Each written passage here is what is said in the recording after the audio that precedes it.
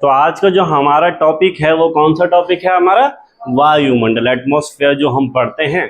तो एटमॉस्फेयर, वायुमंडल एक्चुअल में है क्या? देखो, हम जमीन पे खड़े होकर जो ऊपर देख रहे हैं तो हमें तो कुछ आधी चीजें पता रहती हैं, ठीक है। अब वहां पर एक्चुअल में चीजें क्या क्या हैं और उसके लिए हमारा बेनिफिट क्या है, बेनिफिट क्या मिल रहा है हमें उस वायुमंडल से। कभी इस चीज को सोचो कि वायुमंडल हमारे लिए जरूरी क्यों है, ये गैसेस वगैरह जो हम सुन रहे हैं, एलिमेंट सुन रहे हैं, ये इंपॉर्टेंट क्यों है। तो ज्योग्राफी में हम इनका क्या करते हैं, आप अध्ययन करते हैं। तो एक आइडिया हमें रहता है कि भैया कुछ तो हमें ऊपर दिख रहा है। जब हम बहुत ज्यादा ऊपर वाले के बारे में बात कर रहे होते हैं, यानी कि ऊपरी परतों के बारे में बात कर रहे होते हैं, तो जब भी हम वायुमंडल में ऊपरी परतों का अध्ययन करते हैं वो क्या कहलाता है आपका? एरोलॉजी कहलाता है, ठीक है। और जब हम नीचे परतों के बारे में बात करते हैं, क्योंकि बादल यहीं पे दिख रहा है हमें, बारिश भी यहीं पे दिख रही है, ऊपर नहीं दिख रही होती है, मतलब जो ये मौसम बदल रहा है ये हमारे आसपास ही हो रहा है। तो जब हम इन निचली परतों का अध्ययन करते हैं तो ये आपका मेटीरियोलॉजी कहलाता है। ये हमने कल भी पढ़ा था। क्या कहलाएगा आपका? मेटीरियोलॉजी कहलाएगा, ठीक है। या मौसम का जब हम अध्ययन कर रहे हैं तो मेटीरियोलॉजी उसे कहते हैं। सबसे मेन चीज वायुमंडल, हमें एक आइडिया रहता है कि हम बहुत परते हैं के ऊपर, तो वो चीजें हम बात की बात। लेकिन सबसे पहले वायुमंडल हमारे लिए इंपॉर्टेंट है क्यों, क्या जरूरी है वायुमंडल? अब पृथ्वी में हम रह रहे हैं, अब पृथ्वी में रह रहे हैं, अगर हमें इस टाइम पे बुध में रख दिया जाए वहां नहीं रह पाएंगे, अन्य ग्रह में रख दिया जाए नहीं रह पाएंगे। ऐसा क्यों? क्योंकि वायुमंडल में विविधता मिलेगी और कहीं कहीं तो वायुमंडल ही नहीं मिलेगा। मतलब इतना आइडिया है कि वायुमंडल हमारे लिए कुछ तो फायदेमंद है। ऐसा क्यों है? ऐसा इसलिए है, इस चीज को समझिए कि भाई हमारी पृथ्वी पर जो एनर्जी, ऊर्जा का जो सबसे प्रमुख स्रोत है, सोर्सेज है, वो क्या है? सन है। सन से हमें ऊर्जा प्राप्त होती है। बस ये याद रखना कि जब सन से रेडिएशन या ऊर्जा जब भी आएगी वो हमेशा छोटी छोटी वेव्स में आती है। कैसी वेव्स में आएगी? छोटी छोटी वेव्स में आती है सूर्य से एनर्जी। तो जाहिर सी बात है पृथ्वी पर टकराती होगी। तो जब पृथ्वी सूर्य से एनर्जी लेती है तो एकदम से रिफ्लेक्ट नहीं करती है, उसको रिफ्लेक्ट करेगी 2 घंटे बाद, ठीक है। कितने घंटे बाद? 2 घंटे बाद। तो जब पृथ्वी उसको वापस करेगी ये घटना कहलाएगी आपके क्या? पार्थिव विकिरण। क्या कहलाएगी? पार्थिव विकिरण। इसलिए हम कहते हैं ना, दिन के 12 बजे सूर्य सीधा हमारे सर पे है, लेकिन गर्मी 2 बजे हमें बहुत खतरनाक लगती है। ऐसी रात में 12 बजे के करीब जो मौसम बना रहता है, लेकिन ठंडा हमें कब लगता है? रात के 2-3 बजे हम पंखा बंद कर देते हैं। ऐसा क्यों है? क्योंकि जो भी रिफ्लेक्शन हो रहा है वो पृथ्वी से 2 घंटे के बाद हो रहा है। लेकिन यहाँ पे होता क्या है, जब सूर्य से किरणें आती है उसकी तरंगें कैसी रहती हैं? छोटी छोटी रहती हैं। लेकिन जब पृथ्वी उसको लौटाती है तो ये वेव्स की लेंथ क्या हो जाती है? बड़ी बड़ी हो जाती है, लंबी लंबी हो जाती है। समझ रहे हो इस चीज को? अब वायुमंडल को हम एक नॉर्मली नाम हम बोलते हैं बादल ही समझ लो। वायुमंडल आप बादल समझ लीजिए। बादल यानी कि बादल है तो पानी है, पानी है तो जलवाष्प है, भाप है। और हमने एक नाम तो और सुना होगा, कार्बन डाइऑक्साइड। अब जो ये परतें वायुमंडल जो भी चीजें हैं ये क्या करती हैं? सूर्य से आने वाली किरणों को फिल्टर करती है। यानी कि ऐसा नहीं कि सूर्य की सारी गर्मी धरती पर आ जाए, गंदी किरणों को वो रोक देती है। अब हम बुध ग्रह के बारे में बात करते हैं, वहाँ वायुमंडल है ही नहीं। सूर्य की गर्मी पड़ती है, रोकने के लिए कुछ नहीं, तो बहुत ज़्यादा गर्म भी होता है, आदमी तब भी नहीं रह सकता। और जब वो गर्मी वापस लौटेगी तो उसको रोकने के लिए भी वायुमंडल नहीं है, तो ठंडा भी बहुत जल्दी होता है, इसलिए आदमी रह भी नहीं सकता। पृथ्वी में गर्मी आ रही तो पहले तो छन के आ रही है, तो ये जलवाष्प उससे गर्मी क्या कर रही है? अब्जॉर्ब कर रही है। ये बादल वगैरह जो भी है उससे गर्मी अब्जॉर्ब कर ले रहे हैं, यानी कि जलवाष्प इंपॉर्टेंट है। दूसरा, जब जमीन पे आती है तो जो हमारी ये जलवाष्प, ये गैसेस हैं, सूर्य से आने वाली छोटी किरणों के लिए पारगम्य है, यानी कि छोटी किरणें आराम से आ जाती हैं पृथ्वी पर। लेकिन जब किरणें जा रही हैं किस में जा रही हैं, लंबी लंबी तरंगों में जा रही हैं, इसके लिए हमारा वायुमंडल अपारगम्य है, यानी कि ये वापस नहीं जाने देता है। और दूसरा आपका CO2, हम अभी पढ़ते हैं ना कि कार्बन डाइऑक्साइड का उत्सर्जन ज़्यादा मत करो, क्योंकि कार्बन डाइऑक्साइड इसको जाने से रोक देती है। क्या करती है? रोक देती है। तो अब उससे होता क्या है कि पृथ्वी पर एक नॉर्मल टेम्परेचर बना रहता है। और पृथ्वी का जब औसत ताप की बात करते हैं, औसत एवरेज टेम्परेचर की बात करते हैं, वो कितना बोला जाता है? 15 डिग्री सेल्सियस। इसलिए तो मानव रह पाता है यहाँ पे, क्योंकि वो सारी गर्मी को जाने नहीं दिया, थोड़ी गर्मी पृथ्वी पर बनाए रखी, जिससे आदमी के रहने लायक व्यवस्था बन पाई। इसीलिए पृथ्वी पर औसत ताप बनाए रखने के लिए जिम्मेदार कारक कौन कौन से हैं? याद रहेगा, एक आपका CO2 है और एक आपका क्या है? जलवाष्प है। ये बहुत इंपॉर्टेंट, ये नहीं होते तो हमारे जीवन होता ही नहीं। लेकिन अगर खुद सोचिए कि कार्बन डाइऑक्साइड की मात्रा बहुत ज़्यादा बढ़ जाए, जिस तरीके से हमारे प्रयोग बढ़ रहे हैं, तो क्या लगता है कार्बन डाइऑक्साइड ज़्यादा बढ़ेगी, उससे नुकसान होगा? वो ज़्यादा गर्मी रोकेगी। ज़्यादा गर्मी रोकेगी तो पृथ्वी पर ज़्यादा गर्म होगा, और ज़्यादा गर्म होगा तो फिर हमारे लिए रहना मुश्किल हो जाएगा और टेम्परेचर बढ़ जाएगा। इसलिए वायुमंडल हमारे लिए क्या है? जरूरी है। तो इस चीज़ को याद रखना कि पृथ्वी पर औसत ताप बनाए रखने के लिए वायुमंडल बहुत इंपॉर्टेंट है। तो वायुमंडल में हम बहुत सारी गैसेस के बारे में पढ़ते हैं, और एक बेसिक सा क्वेश्चन समाज से पूछा जाता है कि वायुमंडल में सबसे ज़्यादा कौन सी गैस पाई जाती है? तो कौन सी गैस पाई जाती है सबसे ज़्यादा? नाइट्रोजन। पहले नंबर पे आएगा आपका कौन सा? नाइट्रोजन। दूसरे नंबर पे कौन सी आती है? ऑक्सीजन। ये दो तो बेसिक क्वेश्चन आपने पढ़ा भी होगा, है ना? 28.8 ऐसे कुछ परसेंटेज पढ़ते हैं हम, ठीक है। हमें बस याद रखना है कि सबसे ज़्यादा आपकी कौन सी गैस हो गई? नाइट्रोजन गैस हो गई, ठीक है। इसको लिखना है तो लिख लीजिएगा, परसेंटेज में लिखना है तो लिख लीजिए, सबसे ज़्यादा नाइट्रोजन। अब अगर नाइट्रोजन बहुत ज़्यादा है तो क्या नाइट्रोजन मानव के लिए कोई उपयोगी है? कोई फायदा है नाइट्रोजन का होने से? कोई तो फायदा पहुंचाती होगी हमें। अब नाइट्रोजन का ये फायदा है कि हमें एक चीज़ पता है कि ऑक्सीजन आग के लिए बहुत इंपॉर्टेंट है, आग जलाने के लिए ऑक्सीजन बहुत ज़रूरी है। लेकिन अगर नाइट्रोजन ना हो तो ऑक्सीजन से लगने वाली आग अनियंत्रित हो जाएगी, यानी कि आग के दहन को कंट्रोल करती है कौन? यानी कि ऑक्सीजन को कंट्रोल करती है नाइट्रोजन। अगर नाइट्रोजन ना हो और गलती से कभी माचिस जला दी तो आग कैसी लगेगी? साफ गजनी बन जाओगे थोड़ी देर में। भैया वो आग का एक क्षेत्र दिखता है माचिस में लगाते हो, तो खुद सोचो ना, उसको आग लगाई आपने, वो तो फैल सकती है कितनी भी, लेकिन उसके क्षेत्र को कंट्रोल किया किसने? नाइट्रोजन है, वो कंट्रोल भी कर रही है। वो ना हो तो आग बड़ांग लग जाए, सीधा छोटे छोटे पटाखे से तुम्हारा कल्याण हो जाए। दूसरा, जो हमारी बॉडी में प्रोटीन बनते हैं, उस प्रोटीन में सहायक होती है कौन? नाइट्रोजन। याद रखिएगा। ऑक्सीजन के बारे में तो हमें पता है भैया, ऑक्सीजन जीवनदायी, प्राणदायी, कुछ भी आप कह सकते हो। इसके बाद हम जो पढ़ेंगे वो पढ़ेंगे कौन सी गैस? ऑर्गन, 0.93%, ठीक है।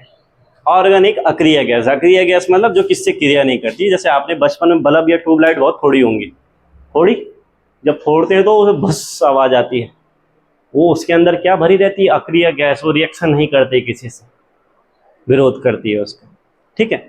ऐसी बहुत सारी गैसेस हैं। सबसे इंपॉर्टेंट जो हम पढ़ते हैं कौन सी? Carbon dioxide, 0.03%। आगे भी है तो 0.03। अब सोचो 1% भी नहीं है कार्बन डाइऑक्साइड पृथ्वी पर। अगर 1% से भी ज़्यादा हो गई ना, हालत ख़राब हो जाएगी हमारी, पृथ्वी का तापमान बहुत ज़्यादा बढ़ जाएगा।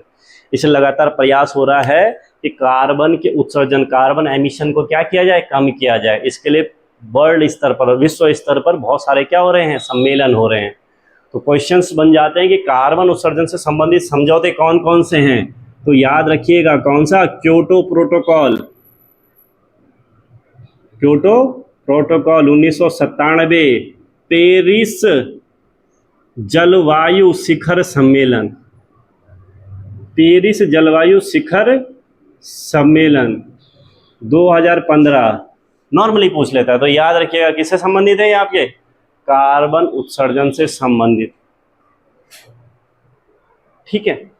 तो ये हमारी वायुमंडल में गैसेस पाई जाती हैं। अब जो हम वायुमंडल की जो घटनाएं पढ़ते हैं, कौन कौन सी चीज़ें हमें वायुमंडल में दिखती हैं, तो वहाँ पर जब अध्ययन करते हैं तो हमें पता चलता है कि वहाँ पर भी अलग अलग क्या है कि लेयर्स या परतें हैं। तो वायुमंडल की परतों का जब अध्ययन करते हैं तो हमें वायुमंडल में 5 परत दिखाई देती है। वायुमंडल में हमारी कितनी परतें हैं? 5 परत हैं। तो उनको थोड़ा थोड़ा समझते हैं। 5 परतें हैं तो उनमें काम किस किस तरह से होता है। तो अगर हम धरती की बात करें, ठीक है, तो जो सबसे पहली परत हमें दिखाई देगी, ये पहली परत आपकी कहलाती है क्या? ट्रोपोस्फियर, या इसको कहते हैं क्षोभ मंडल। सबसे पहली परत कौन सी कहलाएगी आपकी? दूसरी परत जो कहलाएगी वो आपकी क्या कहलाती है? समताप मंडल, यानी कि स्ट्रेटोस्फियर। तीसरी परत जो आपकी पाई जाएगी वो क्या कहलाएगी आपकी? मध्य मंडल, मीजोस्फियर। उसके बाद जो परत पाई जाएगी, चौथी परत आपकी पाई जाएगी, ये आपके कहलाएगी आयन मंडल। और जो इसके बाद 5वीं परत हमारी होती है, ये आपकी 5वीं लेयर को कहते हैं बहिर्मंडल।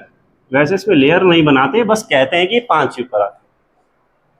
अब हमने पृथ्वी की परतों को 5 भागों में, यानी कि आप यहाँ से जो ऊपर देख रहे हो तो यहाँ 5 परतें हैं। उसके बाद हमारा स्पेस शुरू होता है, तो यहाँ पर अलग अलग वायुमंडलीय घटनाएं होती हैं। अब सबसे पहली परत पड़ती है हमारी कौन सी? क्षोभ मंडल। हमने सारी परतें सीधी सीधी बनाई, लेकिन क्षोभ मंडल हमने थोड़ी सी टेढ़ी बना दी। ऐसा क्यों? क्योंकि देखो, अगर हम बात करेंगे क्षोभ मंडल ऐसी टेढ़ी क्यों है, जो क्षोभ मंडल की दूरी अगर पृथ्वी के बीच वाला भाग क्या कहलाता है? भूमध्य भाग, विषुवत रेखीय भाग। यहाँ पर हमें क्षोभ मंडल की जो ऊंचाई पाई जाएगी वो कितनी तक पाई जाती है? 18 किलोमीटर। और ध्रुवों पर इसकी ऊंचाई कितनी पाई जाएगी? 8 किलोमीटर। अब सबसे पहला क्वेश्चन कि ऐसा क्यों? समानता का अधिकार इन्हें नहीं मिला क्या? इसके कारण है। कारण क्या है? पृथ्वी पर लोहा पाया जाता है, यानी कि पृथ्वी भी अपना चुंबकीय गुण अपनाती होगी, चुंबक। और सबसे ज्यादा चुंबकीय गुण ध्रुवों पे पाया जाता है कि विषुवत रेखा पर? ध्रुवों पर पाया जाता है। अब चुंबक खींचता है अपने आप को, खींचता है, दूसरी चीज को खींचता है, इसलिए यहाँ पर ये खिंचाव ज्यादा होता है। तो चुंबकीय गुण ध्रुवों पर ज्यादा होता है, विषुवत रेखा पर क्या होता है? कम होता है। ये याद रखिएगा। इसलिए ये परत में आपको एक झुकाव मिलेगा। दूसरा, जब आप किसी चीज को गर्म करो, कभी पतीले में ढक्कन रख के पानी गर्म किया, जब बहुत ज़्यादा बॉयल होता है तो पतीले पे तेज हवा क्या लगता है? धक्का लगता है। पतीले के ढक्कन पे तेज धक्का लगता है और बार बार ऊपर उठ रहा होता है। अब अगर हम पृथ्वी की बात करें, सूरज सीधा कहाँ चमकता है? विषुवत रेखा, कर्क रेखा पर, ध्रुवों पर सीधा नहीं चमकता है। इसलिए गर्मी कहाँ ज़्यादा होगी? गर्मी ज़्यादा होगी तो हवाएं तेज चलेगी, भाप ज़्यादा बनेगी। भाप ज़्यादा बनेगी तो ऊपर भी भाप उड़ेगी, यानी कि विषुवत रेखा के पास से हवाएं तेज गति से कहाँ की ओर उठती हैं? तो ये तेज हवाएं भी तो इसको ऊपर धकेलेंगी। तो एक कारण हो गया आपका चुंबकीय गुण। दूसरा कारण क्या हो गया? सूरज की गर्मी, धूप, गर्मी के कारण ये उठती हैं। और ये यहाँ पर जाके आप देखो, आप ऊपर जाओगे, आप पहाड़ों पे गए हैं, पहाड़ों पे जब ऊपर जाते हैं तो आपको मौसम ठंडा लगता है, गर्म? ठंडा। तो इसका मतलब हम आइडिया लगा सकते हैं कि ऊपर जाने पर थोड़ी ठंडी होती होगी। तो अगर आप यहाँ से ऊपर जा रहे हो तो मौसम क्या होता है? ठंडा होता है। आप जितने ऊपर जाओगे आपको ठंडा लगेगा। माना क्या जाता है कि प्रत्येक 165 मीटर जाने पर, कितने? 165 मीटर ऊपर जाने पर 1 डिग्री तापमान, 1 डिग्री सेल्सियस तापमान में क्या आती है? कमी आती है। यानी कि अगर आप 1 किलोमीटर ऊपर चले गए, 6.5 डिग्री टेम्परेचर कम हो जाएगा। तो खुद सोचो, यहाँ पर चौड़ाई कितनी है? 18। भाप बनी, भाप ऊपर गई, भाप ऊपर गई तो भैया यहाँ ऊपर आते आते तक -40 डिग्री हो जाता है। अब इससे बाद क्या हो जाता है, इतनी ठंडी हो जाएंगी, बादल बन जाएंगे और ये हवाएं फिर मुड़ने लग जाएंगी और ये हवाएं उतरेंगी कहाँ से, नीचे उतरेंगे यहाँ से। इसलिए बादल बन जाते हैं। यहाँ पर जो भाप ऊपर गई ये यहाँ पे क्या बन जाएंगे, बादल बन जाएंगे। तो बादल आपके किस मंडल में बनते हैं, अब बादल होगी तो फिर बारिश भी होगी, बरसात किस मंडल में होगी, क्षोभ मंडल में होगी। हवाएं भी यहीं चलेंगी, फिर हवाएं, आंधी, तूफान, चक्रवात, सब मौसमी घटनाएं जितनी भी होंगी वो सारी की सारी किस में होंगी, क्योंकि हवाएं ऊपर नहीं जा पा रही हैं, ठंडा हो रहा है यहाँ पे। हवाएं ठंडे से गर्म की ओर लगातार, अब यहाँ पे क्या नीचे गर्म था, ऊपर ठंडा हो जाएगा, यहाँ ठंडा है, आगे ऊपर गर्म होगा, तो इसलिए हवाएं ठंडे से गर्म की ओर चलती रहेंगी, इसलिए मूवमेंट होती है, ऊपर नहीं जा पाती है। तो एक जगह होगी जहाँ से मुड़ रही होगी, जहाँ से मुड़ रही होती है वहाँ पर हम एक सीमा बना देते हैं और इसको कहते हैं क्षोभ सीमा, ट्रोपोपास। तो ये आपका कौन सा हो गया, समताप मंडल और क्षोभ मंडल कौन अलग कर रहा है, ठीक है। दूसरा, आपने एक बहुत बेसिक सा क्वेश्चन पढ़ा होगा कि विमान किस मंडल में उड़ते हैं, समताप मंडल में। अच्छा, विमान उड़ते हुए देखा है, विमान उड़ते हुए नहीं देखा होगा आपने, विमान को टेक ऑफ और लैंड करते हुए देखा होगा। अब वो तो जमीन से ही करेगा, विमान उड़ाएंगे हम इस मंडल में।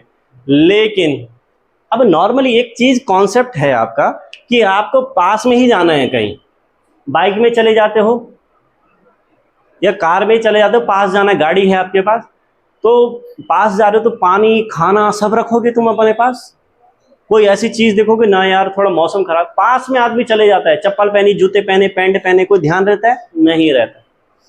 जब पास जाना होता है आदमी ज़्यादा ध्यान नहीं रहता, जब आपको दूर जाना है तो आप सारी कंडीशन, हवा है टायर में, गाड़ी ठीक है, सर्विसिंग कराई है, अगर दूर जाना है, गाड़ी लेके आपको केरल जाना है, आप ध्यान रखोगे।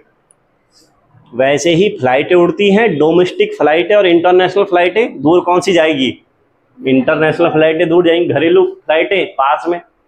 अब मान लो दिल्ली जाना है, देहरादून से दिल्ली जाना है, अब वो अगर ऐसे जाएगा तो फिर ऐसे ही उतरना पड़ेगा, अगर समताप मंडल तक जाएगा उसका ट्रैक कहाँ बना। इसलिए याद रखना, कभी क्वेश्चन बन गया ना, घरेलू विमान, डोमेस्टिक फ्लाइटें वो किस मंडल में उड़ेंगी, हेलीकॉप्टर वो तो दिखता ही है ना, ये दिखता है हेलीकॉप्टर, सामने उड़ रहा होता है, अब इसको ले जाओ जरा समताप मंडल में। तो इसलिए क्वेश्चन बन सकता है, घरेलू विमान या हेलीकॉप्टर किस मंडल में उड़ते हैं, क्षोभ मंडल में उड़ते हैं। नॉर्मल क्वेश्चन बनेगा विमान किस मंडल में उड़ते हैं तो समताप आएगा, कभी ऐसा डिटेल में पूछ लिया तो याद रहेगा, ठीक है। अब यहां तक क्षोभ सीमा तक आपको टेम्परेचर गिरा हुआ मिलेगा, -40 डिग्री तक का टेम्परेचर यहाँ पे हो जाता है। लेकिन जैसे ही आप या क्षोभ सीमा से आगे जाओगे, और इस मंडल का नाम हमने क्या लिखा है, समताप मंडल। समताप मंडल नाम से पता चल रहा है कि यहाँ पे टेम्परेचर कैसा रहता होगा, समान। अब अगर टेम्परेचर समान है, उसका कोई ना कोई कारण तो होगा कि यहाँ पे टेम्परेचर क्यों नहीं घटा, बाकी जगह तो घट रहा था। उसका कारण ये है कि इस मंडल में थोड़ा आगे तक अगर आप जाओगे, थोड़ा आगे तक कुछ नहीं है, उसके आगे एक आपको लेयर दिखाई देगी, वो होती है आपकी कौन सी परत, ओजोन परत। तो ओजोन परत आपकी किस मंडल में पाई जाती है, समताप मंडल में। ओजोन परत की खासियत क्या है, ये सूर्य से आने वाली पराबैंगनी यानी खतरनाक किरणों को रोक देता है। अगर वो किरणें पृथ्वी पर आ गए तो हमें चमड़ी जैसे रोग, स्किन कैंसर जैसे रोग हो जाएंगे।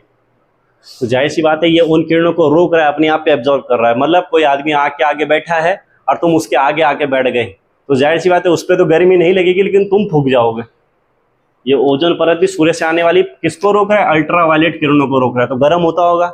और जब ये गर्म है तो आसपास का क्षेत्र भी गर्म करता होगा, इसलिए यहाँ पर टेम्परेचर कैसा रहता है, समान रहता है।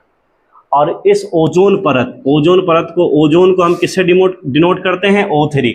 और एक बेसिक क्वेश्चन आपने बचपन में सुना होगा, आसमान किस रंग का होगा, नीला रंग का होगा। शाबाश, आसमान नीले रंग का होता है, आसमान स्काई ब्लू रंग का होता है। हम नॉर्मली देखते हैं ना स्काई ब्लू, नीला, नीला क्या होता है, डार्क नीला। इस कलर का होता है, ये स्काई ब्लू है ना कि डार्क ब्लू है। कॉन्सेप्ट ही हटा रहे। नीला तो फिर सबने बोला कि वो गधा है तो हम भी बोलेंगे जाके गधा है। भैया स्काई ब्लू और नीले में अंतर होता है। कारण क्या है, ओजोन परत का, ओजोन का कलर क्या होता है, स्काई ब्लू होता है। ओजोन का कलर क्या होगा आपका, हल्की नीली होगी ये। और ओजोन की पहचान इससे आती, बहुत ही तीक्ष्ण गंध आती है। ठीक है। अब ये हमारी पृथ्वी पर पराबैंगनी किरणों को आने से रोक रहा है, लेकिन अभी वर्तमान में समस्या आ रही है। समस्या क्या है, हम जेट विमान उड़ाते हैं, हम रेफ्रिजरेटर फ्रिज यूज करते हैं, तो उससे एक गैस निकलती है CFC, क्लोरोफ्लोरोकार्बन। और ये क्लोरोफ्लोरोकार्बन के कारण वो कार्बन रिएक्शन कर जाता है, किससे, क्योंकि हल्की है तो उड़ती रहती है, ऑक्सीजन से रिएक्ट करेगी तो उसको तोड़ देगी। तो किसके कारण ओजोन परत का ह्रास हो रहा है, CFC, क्लोरोफ्लोरोकार्बन के कारण हो रहा है। और इस कारण से ही कुछ वैज्ञानिक थे 1984 में, उन वैज्ञानिकों के नाम क्या थे, फॉरमैन, संकलिन और गार्डनर। संकलिन और गार्डनर, इन तीनों ने 1984 में ओजोन परत में छेद ढूंढा। कहाँ, अंटार्कटिका महाद्वीप के ऊपर। अब अगर ऐसा छेद और बढ़ गया तो रेज आने लग जाएगी, हमारे दिक्कत हो जाएगी। इसलिए लगातार विश्व स्तर पर इसके लिए भी सम्मेलन हो रहे हैं। तो ओजोन परत से संबंधित जो सम्मेलन हुए, उसके लिए याद रखना कौन सा प्रोटोकॉल है, मॉन्ट्रियल, कनाडा में पड़ता है। मॉन्ट्रियल प्रोटोकॉल 1987 में हुआ था। ठीक है, 1987 में हुआ था, 1989 में प्रभावी हुआ लागू। इसकी पहली बैठक कहाँ होती है, हेलसिंकी में होती है 1989 में। ठीक है, और फिर हमने ओजोन डे मनाना शुरू कर दिया, और 16 सितंबर को हम कौन सा डे मनाते हैं, ओजोन डे मनाते हैं। ठीक है, इसके अलावा मॉन्ट्रियल प्रोटोकॉल तो पूछा जाता है। एक और समझौता भी याद रखना, किंगाली समझौता 2016 में, ये भी आपका ओजोन परत से ही संबंधित है। एक किंगाली समझौता हो गया और एक आपका मॉन्ट्रियल प्रोटोकॉल हो गया। तो इसलिए कि यहाँ पर टेम्परेचर सेम रहता है। अब बादल यहाँ पाए जाते होंगे, नहीं पाए जाते। यहाँ पर टेम्परेचर आपको कैसा मिलेगा, सेम टेम्परेचर मिलेगा। सेम टेम्परेचर मिलेगा तो हवाई जहाज यानी कि लंबी फ्लाइटों को उड़ाने में यहाँ पे आसानी होती है, क्योंकि बीच में बाधाएं नहीं मिल रही हैं। इसलिए याद रखना, नॉर्मली जो आपके विमान हैं वो किस मंडल में उड़ेंगे, लेकिन कभी घरेलू विमान हेलीकॉप्टर पूछ ले तो कंफ्यूज मत होना। अब यहाँ पे बादल पाए जाएंगे, नहीं पाए जाएंगे। अब कभी आपने एक चीज देखी होगी कि पतीले में आपने पानी रख दिया, कई बार देखा कि उसका ढक्कन ही अलग पड़ा हुआ है, यानी कई बार प्रेशर बहुत ज़्यादा हो गया, तो भैया ये भी तो ढक्कन ही है, इन हवाओं को रोक रहा है यहाँ पे। कई बार ऐसा नहीं हो सकता कि हवाएं बहुत तेज ही आती होंगी, अब बहुत तेज आती होगी तो वो इस छोप सीमा को पार करके आगे चली जाती होगी, हो सकता है। इसलिए बादल इसमें भी मिलते हैं, इसमें भी आपके क्या मिलेंगे, बादल मिलेंगे। लेकिन वो बादल, अब देखो बादल को बरसात करने के लिए ऊपर ठंडा मौसम होना चाहिए, तभी तो संघनन होगा। यहाँ पे टेम्परेचर है ही नहीं, इसलिए यहाँ पे बारिश करने वाले बादल नहीं मिलेंगे। यहाँ पर जो बादल मिलते हैं उनको क्या कहते हैं, मदर ऑफ पर्ल क्लाउड, या फिर सिरस बादल, या फिर इनको क्या कहोगे आप, नेक्रियस बादल, या फिर एक और नाम इसके लिए बोल सकते हो मुक्ताब मेघ, यानी कि जो मुक्त हो गए हैं, मुक्ताब मेघ। तो यहाँ पे कौन से बादल पाए जाएंगे, मुक्ताब मेघ पाए जाएंगे, मदर ऑफ पर्ल क्लाउड पाए जाएंगे। ये कैसे, जो बहुत तेज हवा के कारण ऊपर आ गए। ठीक है, ये बिल्कुल वाइट कलर के ऐसे घूम रहे होंगे, ये बारिश वाले बादल नहीं होंगे। ठीक है, तो ओजोन परत किस मंडल में पाई जाएगी, इसकी जो लेंथ होगी कितना होगा आपका, 50 किलोमीटर तक होगा। ठीक है, उसके बाद जो तीसरा मंडल होता है आपका, वो कौन सा होता है, मध्य मंडल, जो 80 किलोमीटर तक होता है। अब यहाँ तो ओजोन परत नहीं है, ऊपर जाते हुए टेम्परेचर घटेगा, तो यहाँ पर फिर से टेम्परेचर घटने लग जाएगा, लास्ट तक आते आते यानी कि मध्य मंडल यानी कि इसको मीजोपास कहेंगे, मीजोपास तक टेम्परेचर कितना हो जाएगा, -100 डिग्री तक हो जाएगा। ठीक है, मीजोपास में टेम्परेचर -100 डिग्री तक हो जाता है। और यहाँ पर, अब यहाँ पर कोई उम्मीद है बादल मिलने की? यहाँ पे कौन से बादल मिलते होंगे? अब समझते हैं, यहाँ पर भी बादल मिलते हैं। अब उसके लिए समझना पड़ेगा, हमें थोड़ा ग्रहों से बाहर जाना पड़ेगा। कैसे? कभी आपने सोचा होगा या किसी ने बोला होगा, या टूटते हुए तारे से कोई विश मांग लो तो पूरी हो जाती है, और आपने मांगी भी होगी, ये मैं श्योर हूँ। लेकिन मैं एक और चीज के लिए बिल्कुल पक्का हूं कि किसी की पूरी नहीं हुई होगी। ठीक है, अब वो क्यों पूरी नहीं हुई आज हम जानेंगे।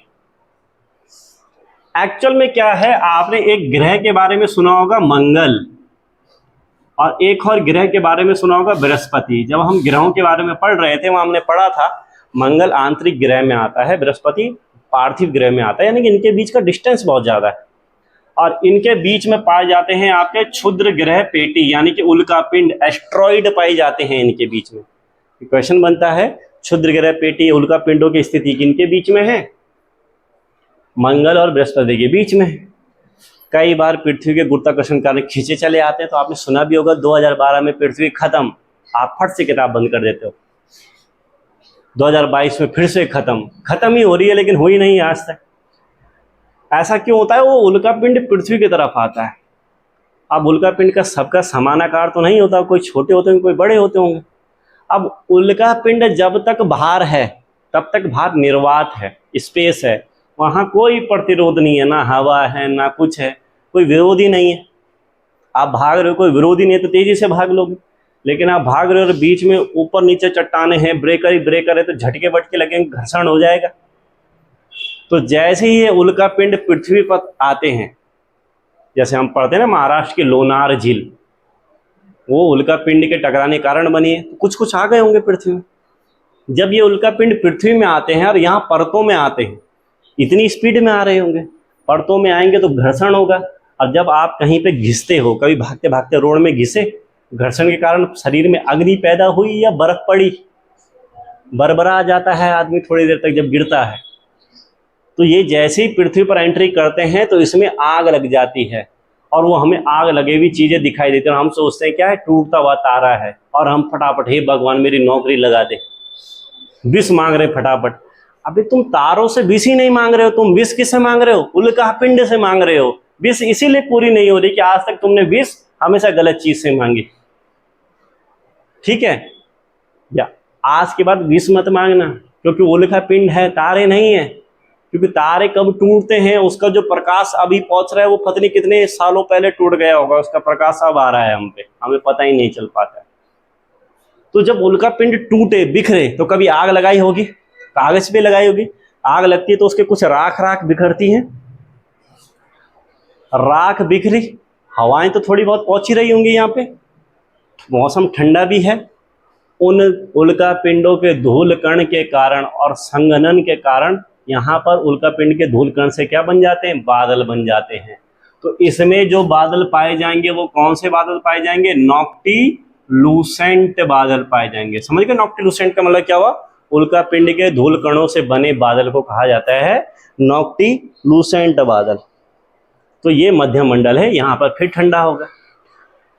लेकिन इसके बाद जो नेक्स्ट मंडल आएगा वो उसको आयनोस्फीयर, आयन मंडल। यहाँ पे आयनाइज यानी कि आयंस, चार्ज पार्टिकल आपको मिलेंगे, और यहाँ पे आपको बहुत सारी लेयर मिलेंगी, D E F layer, D layer, E layer, F layer.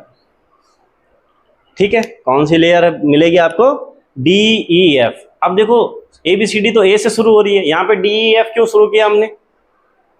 ABCD क्यों नहीं कहा इन्हें? उसका कारण ये है, A layer, B layer, C layer, उसके बाद आयन मंडल की डी, ई और एफ। और इन तीनों यहाँ पर चार्ज पार्टिकल्स रहते हैं, आयनाइज्ड पार्टिकल रहते हैं। हमारी ऑक्सीजन और नाइट्रोजन जो खुलेआम, जो खाली वाली घूम रही है, वो ऐसी घूम रही है, मुक्त हो गई। अब हमें एक चीज़ तो पता है, हम कुछ ऐसी चीज़ों का प्रयोग करते हैं जिससे वेव्स हमारी कहीं जा रही हैं आसमान में और टकरा के वापस आ रही हैं।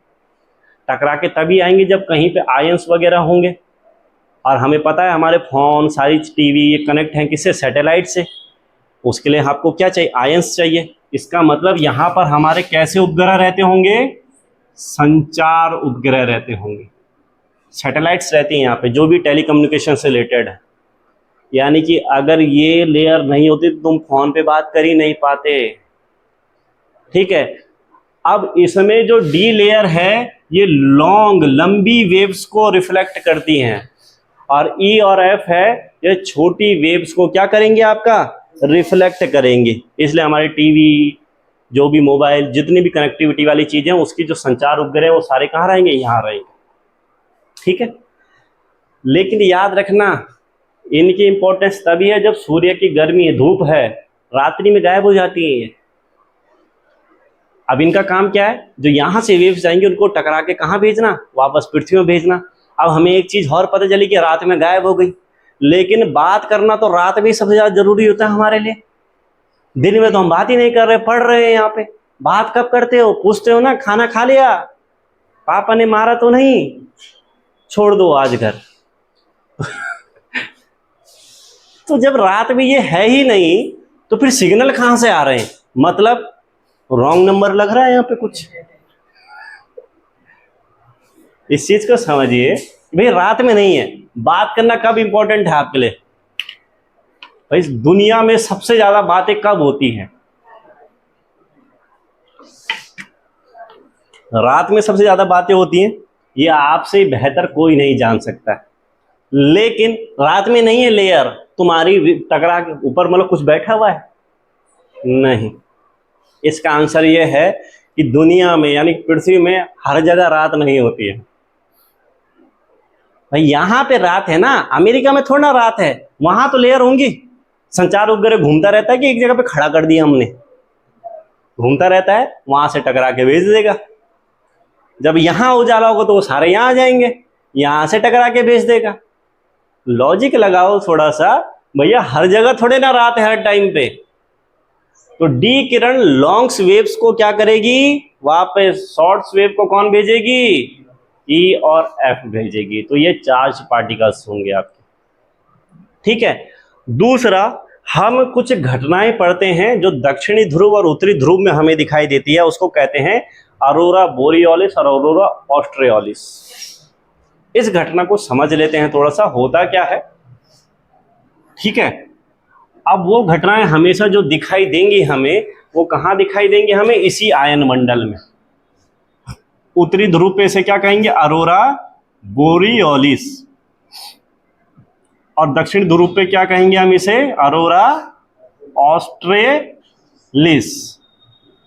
अब ये होता क्या है ये समझो। हमें इसके कारण ध्रुव जो होते हैं यानी कि उत्तरी ध्रुव, नॉर्थ पोल, साउथ पोल, यहाँ पर आसमान कलरफुल दिखाई देता है, रंगीन चमक दिखाई देती है। अब ऐसा क्यों होता है? इसका कारण है हमारा सन। आपने कई बार देखा होगा, आपको टीवी, सैटेलाइट कई बार दिखाता है कि सन, सोलर फ्लेम के कारण वो खराब हो गया कनेक्शन, यानी कि सूर्य में लगातार विस्फोट हो रहे हैं। सूर्य का जो चमकदार पार्ट हमें दिखाई दे रहा होता है उसे कहते हैं कोरोना। और उसके अंदर, सूर्य के अंदर या किसी भी तारे के अंदर एनर्जी का सबसे बड़ा स्रोत क्या है? हाइड्रोजन है। हाइड्रोजन, हीलियम के पार्टिकल्स वहां पे हैं। पार्टिकल्स के अंदर इलेक्ट्रॉन, प्रोटॉन, न्यूट्रॉन सब होंगे। अब होता क्या है, जब ये सोलर फ्लेम यानी कि विस्फोट होता है तो कई बार इतना भयानक विस्फोट होता है कि जो इलेक्ट्रॉन, प्रोटॉन है हाइड्रोजन, हीलियम के, वो अपने कक्षा को छोड़कर निकल जाते हैं। शरीर की वैल्यू तभी तक है जब तक आत्मा निकल गई तो शरीर बच गया। अब आत्मा है सीधी सीधी थोड़ा ना जाएगी, घूम घूम के जाएगी। ऐसे यहाँ से वो पार्टिकल्स बिल्कुल एनर्जी से भरे भूरे अपने कक्ष को छोड़कर कहाँ निकल गए? बाहर निकल गए। और किस अवस्था में? प्लाज्मा अवस्था में। हम पढ़ते हैं ठोस, द्रव, गैस, और एक अवस्था कौन सी? प्लाज्मा अवस्था में। अब आपने एक पत्थर को फेंका तो वो तो सीधा जाएगा, गुब्बारे को फेंका तो घूम घूम के जाएगा। तो यहां से ये कण निकलते हैं बाहर, चार्ज होके पूरा अपने कक्ष को छोड़कर, इलेक्ट्रॉन, प्रोटॉन निकल गए। तो जाहिर सी बात है अपना मैग्नेटिक फील्ड बनाते होंगे। चुंबक, अपना मैग्नेटिक फील्ड, चुंबक देखा होगा ना, एक क्षेत्र से खींच लेता है, एक क्षेत्र के बाद नहीं खींचना बंद करता है। तो हर किसी चुंबक का अपना एक क्या होता है? एरिया होगा। अब ये घूम घूम के इसकी मूवमेंट कुछ इस तरीके से होती है, तो डायरेक्टली नहीं आता है। जो सूर्य की जो किरणें हैं 8 मिनट में पहुंच जाती हैं, इनको 4-5 दिन लग जाते हैं पृथ्वी पे। तो पृथ्वी है हमारी, पृथ्वी पे लोहा पाया जाता है, तो पृथ्वी भी अपना मैग्नेटिक फील्ड बनाती होगी, तो पृथ्वी भी अपना मैग्नेटिक फील्ड बनाती है। अब बात यह है कि सूर्य बड़ा है या पृथ्वी बड़ी है। मैग्नेटिक फील्ड इसी तरीके से बनता है आपका, सूर्य बड़ा है या पृथ्वी। सूर्य बड़ा है, सूर्य के जो मैग्नेटिक फील्ड और पृथ्वी का मैग्नेटिक फील्ड ताकतवर कौन होगा, पृथ्वी का होगा, सॉरी सूर्य का होगा। अब ये पृथ्वी तक बढ़ेगा।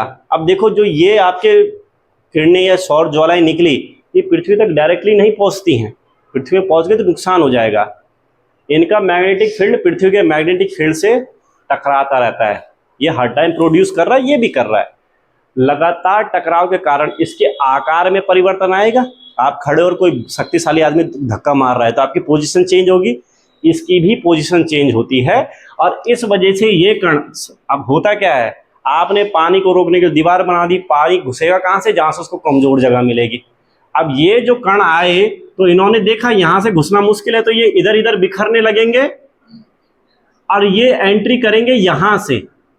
कहाँ से एंट्री करेंगे, अब ये क्या होता है, ध्रुवों से एंट्री करते हैं। और यहाँ पर हमारी जो लेयर है ये वाली, यहाँ पे आयंस है, ऑक्सीजन और नाइट्रोजन घूम रहे हैं स्वतंत्र होके। अब जैसे ही ये कण ऑक्सीजन और नाइट्रोजन से मिले और ऑक्सीजन और नाइट्रोजन एकदम से क्या हो गए, चार्ज हो गए। अब जब आदमी एकदम से कोई बड़ा रिजल्ट आ गया, पास हो गए, तो खुशी का ठिकाना नहीं रहता। वैसे यहाँ पे ऑक्सीजन और नाइट्रोजन का खुशी का ठिकाना नहीं रहता, तो वो एनर्जी प्रोड्यूस करना शुरू कर देते हैं, जिसको आप फोटोन कहते हैं। फोटोन का मतलब क्या हो गया, ऊर्जा ही हो गई। तो जब ये चार्ज पार्टिकल ऑक्सीजन से मिलते हैं तो ये लाल और हरा रंग क्या करते हैं, प्रकाशित करते हैं। और जब नाइट्रोजन से मिलते हैं तो ये नीला और गहरा लाल रंग प्रकाशित करते हैं। अब ये प्रकाशित कर कहाँ रहे, ध्रुवों पे, इसलिए हमें ध्रुवों पर आकाश कैसा दिखाई देता है, चमकीला दिखाई देता है। तो अगर हमें उत्तरी ध्रुव पर आकाश चमकीला दिखाई दे रहा है तो इसको क्या कहते हैं, अरोरा बोरियोलिस। दक्षिणी ध्रुव पर दिखाई देता है तो क्या करें, अरोरा ऑस्ट्रियोलिस। उसके लिए आयन मंडल बहुत जरूरी है। तो ये घटनाएं आपके किस लेयर में होगी, तो ये याद रखना, इस कारण होता है अरोरा ऑस्ट्रियोलिस और अरोरा बोरियोलिस। और इसके बाद आपका कौन सा मंडल आएगा, लास्ट लेयर जो हम पढ़ते हैं वो कौन सा पढ़ते हैं, बहिर्मंडल। ये हमने पढ़ा 640 किलोमीटर, अब बहिर्मंडल हम 1000 किलोमीटर पढ़ रहे हैं। अब यहाँ पे आपका क्या होगा, हीलियम हाइड्रोजन की प्रधानता होगी और यहाँ पर टेम्परेचर बढ़ते बढ़ते 5000 डिग्री सेल्सियस तक हो जाता है। अब खुद इमेजिन करो, अभी हमने कुछ टाइम पहले सुना कि चंद्रयान गया बाहर, यहीं से गया होगा बाहर। 5000 डिग्री सेल्सियस में कोई जाएगा तो जल जाएगा।